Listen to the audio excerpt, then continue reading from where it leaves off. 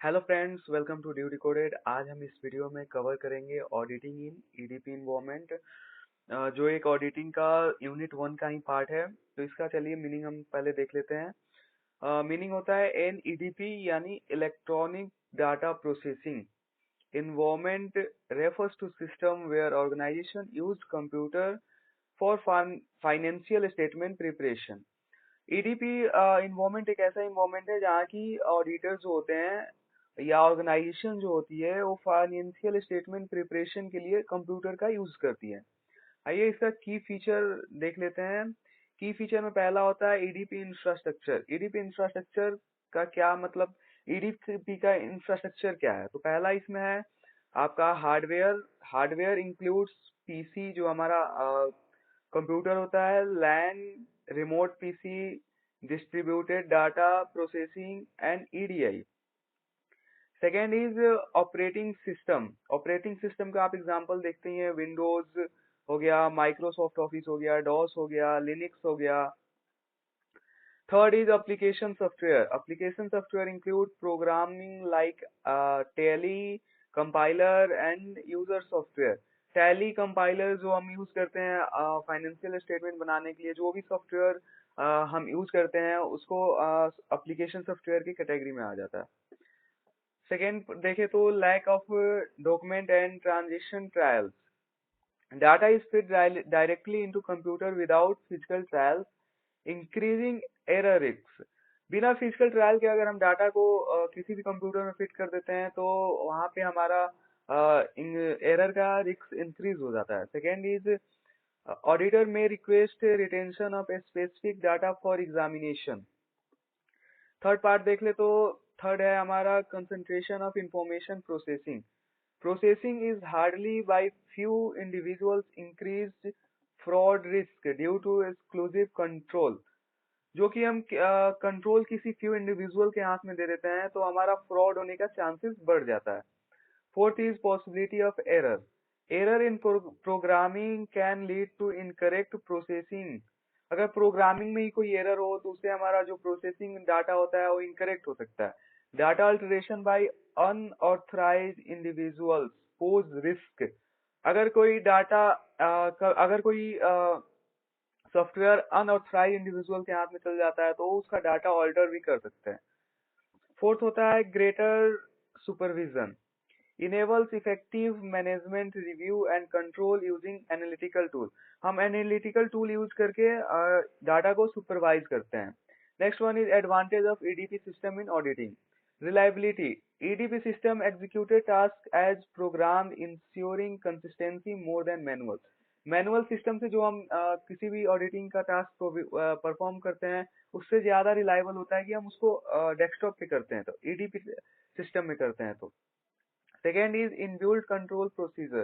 An ADP system with built-in control procedure with itself indicate overdue payment, inventory level falling below the prescribed level, and other unusual transactions। इसमें inbuilt feature होता है कि हमारा जो overdue payment होता है, inventory level अगर किसी प्रेस्क्राइब लेवल से नीचे जा रही है, अनयूजुअल ट्रांजेक्शन, उसको हम देख सकते हैं, ट्रैक कर सकते हैं। थर्ड है automatic update. Filling filling sorry यहाँ पे फिलिंग होगा। Filling of single transaction in the computer will update the relevant record in all files. यहाँ पे होगा files. For example purchase of raw materials from a supplier will update the accounts of supplier purchase and inventory। जैसे कि अगर हम for example में देखें तो अगर किसी कोई रॉ मटेरियल हम परचेज करते हैं किसी भी सप्लायर से तो उसका जो सप्लायर अकाउंट होता है, परचेज अकाउंट और इन्वेंट्री अकाउंट, तीनों में ऑटोमेटिक अपडेट हो जाता है। थर्ड देखें तो auditing procedure in ADB environment. First is evaluate accounting and internal control system. जो अकाउंटिंग होता है और इंटरनल कंट्रोल सिस्टम दोनों को इवेलुएट करता है।